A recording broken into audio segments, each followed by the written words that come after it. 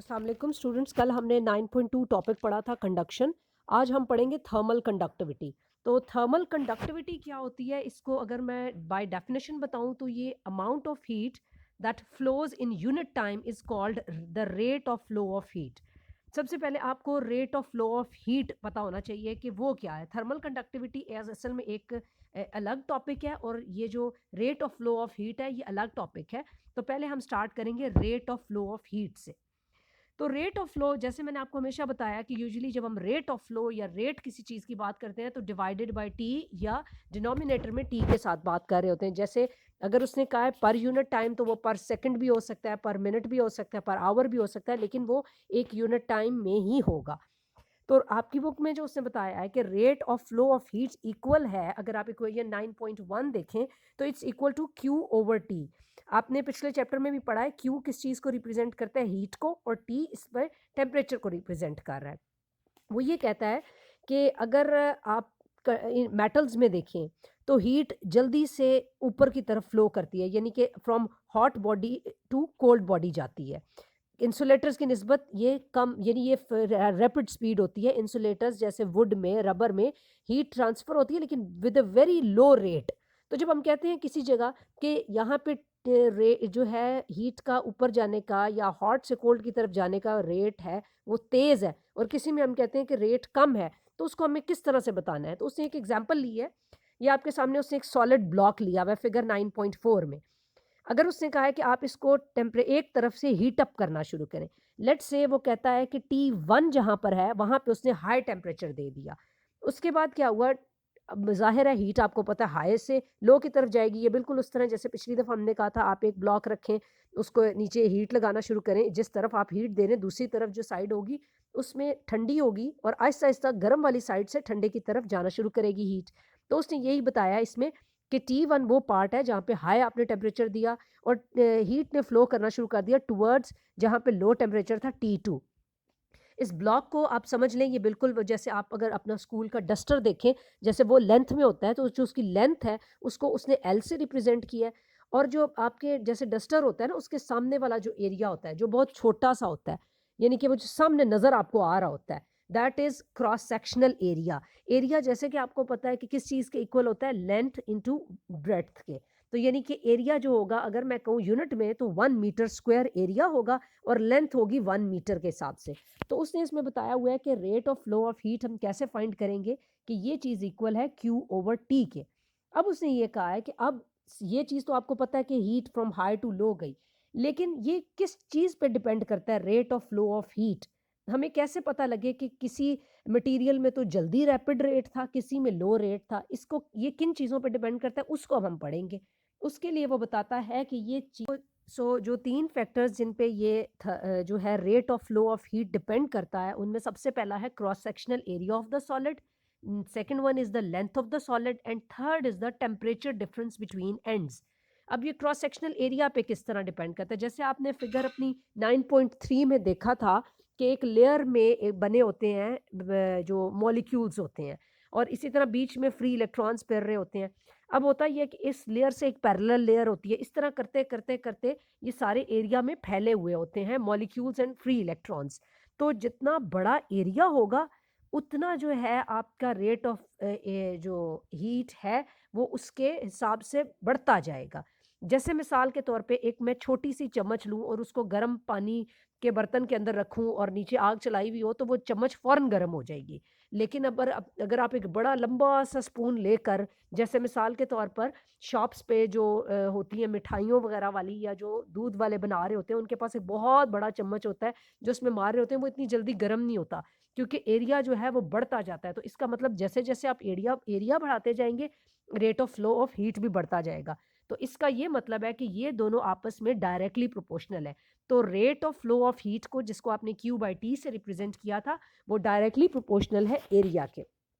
Next thing is, और एक बात याद रखें बच्चों कि एरिया किस चीज़ के बराबर है, लेंथ इनटू ब्रेड्थ, यानी कि एरिया का जो भी आप यूनिट लिखते हैं वो 1 मीटर स्क्वायर होता है। अब लेंथ की बात होती है, लेंथ का तो आपको पता है यूनिट क्या है, मीटर है।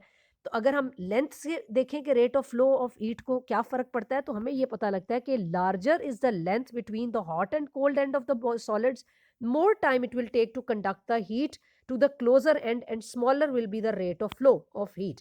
यानी कि अगर आप मिसाल के तौर पे जैसे मैंने आपको डस्टर बताया था, आप उस डस्टर की लेंथ बढ़ाते जाएं बढ़ाते जाएं बढ़ाते जाएं, एक एंड पे आपने नीचे समझे रख दी है डस्टर, लेट्स से हमारे पास मेटल का है, हमने उसके नीचे कैंडल रख दी है, तो उस जितना लंबा आपका वो अगर डस्टर है या मीटर है या कोई भी रॉड है, लोहे का रॉड ही समझ लें, तो जितना ज़्यादा लंबा वो होगा उतना हीट का एक जगह से जो दूसरी जगह पहुंचने का टाइम है वो कम होता जाएगा। यानी कि इसका मतलब ये है कि आप जितनी छोटी लेंथ होगी उतना रेट ज़्यादा, जितनी बड़ी लेंथ उसके हिसाब से रेट चेंज होता जाएगा। तो बेसिकली आपकी लेंथ इंक्रीज करने से rate of flow of heat ज़्यादा होगा, और इसका मतलब ये है कि लेंथ ज़्यादा करने से rate of flow of heat कम होता जाएगा। तो इसका मतलब ये है कि ये आपस में इन्वर्सली प्रोपोर्शनल है। Next thing is temperature difference between ends. Temperature difference का मतलब वही है जैसे मैंने आपको फिगर 9.4 में बताया कि एक एंड है जहाँ पे टेम्परेचर हाई है, एक एंड है जहाँ पे टेम्परेचर लो है, क्योंकि हीट ने फ्लो करना है हाई टू लो में। तो एक एंड को उसने नाम दे दिया T1 का और दूसरे को नाम दे दिया उसने T2 का।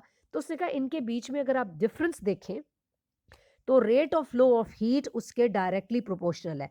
Greater is the temperature difference, जितना ज्यादा डिफरेंस होगा हॉट और कोल्ड बॉडी में उतना rate of flow of heat ज्यादा होगा। सो ये भी क्या है, rate of flow of heat directly proportional है डिफरेंस ऑफ टेम्परेचर के। तो बच्चों अब अगर हम इन तीनों इक्वेशंस को एरिया वाली 1/L वाली और T1 माइनस T2 वाली को कंबाइन करें तो आप इसको लिख सकते हैं कि ये rate of flow of heat जो है ये डायरेक्टली प्रोपोर्शनल है A into T1 minus T2/L के।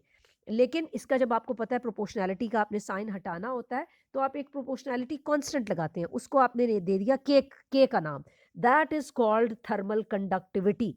तो थर्मल कंडक्टिविटी को अगर हमने इस इक्वेशन में से निकालना हो तो आपको पता है कि हम इक्वेशन को दोबारा से रीअरेंज करते हैं, आप क्रॉस मल्टीप्लाई करके इक्वेशन में से के निकाल लेंगे। तो के को वो किस तरह से डिफाइन करता है कि rate of flow of heat across the opposite faces of a meter cube of a substance maintained at a temperature difference of 1 Kelvin is called the thermal conductivity of the substance। इसको अब मैं आपको मजीद इस तरह से explain करूंगी कि एक तो ये कि बच्चों इसमें ये डेफिनेशन है थर्मल कंडक्टिविटी की, ये आपको एज सच थर्मल कंडक्टिविटी में लिखनी होगी। तो मैं अब मैं आपको थर्मल कंडक्टिविटी की डेफिनेशन समझाने के लिए ये बताऊंगी कि हमने किस तरह से थर्मल कंडक्टिविटी की डेफिनेशन निकाली है। आपको पता है कि जब भी हम कांस्टेंट ऑफ प्रोपोर्शनैलिटी को डिफाइन करते हैं तो हम उसी इक्वेशन की टर्म्स में डिफाइन करते हैं जो जो उस इक्वेशन में चीज़ें यूज़ हुई होती हैं। जैसे मिसाल के तौर पे आपको यहाँ पे पता है K इज इक्वल्स टू है Q/T। Q/T आप जानते हैं rate of flow of heat है, L इसमें लेंथ है, A एरिया है और T1 माइनस T2 जो है ये टेम्परेचर डिफरेंस है। तो इसको डिफाइन इस तरह से करेंगे, the rate of flow of heat across the opposite faces of a meter cube of a substance। Metre cube का लफ्ज यहाँ पे क्यों यूज हो रहा है, क्योंकि लेंथ भी इन्वॉल्व है और एरिया भी इन्वॉल्व है। आपको पता है कि एरिया 1 मीटर स्क्वायर के इक्वल होगा क्योंकि लेंथ इनटू ब्रेड्थ होता है, और जो हमारे पास एल है वो 1 मीटर है, वो क्योंकि मीटर की टर्म्स में आना है। तो उसने पूरे को कहा है कि अगर आपके पास एक क्यूब हो, क्योंकि आप क्रॉस सेक्शनल एरिया निकाल रहे हैं ना, तो इसका मतलब आपके पास एक पूरा क्यूब है उस सब्सटेंस का, maintained at a temperature difference of 1 kelvin. अब इसमें आपको पता है कि टेम्परेचर डिफरेंस के लिए T1 माइनस T2 यूज हुआ है, लेकिन उसने कहा है कि इन दोनों के बीच में फ़र्क कितना होना चाहिए, वो होना चाहिए 1 केल्विन का, यानी कि T1 से T2 तक जाने के लिए 1 केल्विन का चेंज आए। तो इस तरह के चेंज के साथ that is called thermal conductivity of a that substance. यानी कि अगर आप rate of flow of heat उसने कहा है आपने उसका बताना है, तो उसके लिए आपके पास लेंथ और एरिया जो है वो मीटर क्यूब का हो और टेम्परेचर डिफरेंस हो 1 केल्विन का, तब जाके के किस चीज़ के बराबर हो जाता है, Q/T के। और के आपका यहाँ पे थर्मल कंडक्टिविटी है which is equal to the rate of the flow of heat. इसको ये जो के है ये डिपेंड किन चीज़ों पे करता है, ये it's value depends on the nature of the substance and the different, it is different for the different materials. बिल्कुल उस तरह जैसे वुड को गर्म करेंगे तो उसका rate of flow of heat और होगा, कॉपर को गर्म करेंगे, आयरन को जब गर्म करेंगे, प्लास्टिक को गर्म करेंगे, यानी कि आपने ये चीज़ें सारी चीज़ें इनका rate of flow of heat जो है उसके हिसाब से जो हमने के निकाला है वो हर एक का डिफरेंट होगा। इसमें आपके पास एक साइड पर टेबल भी बना हुआ है, आपने इसको लर्न करना है जिसमें डिफरेंट वैल्यूज ऑफ के दी गई हैं। Thank you.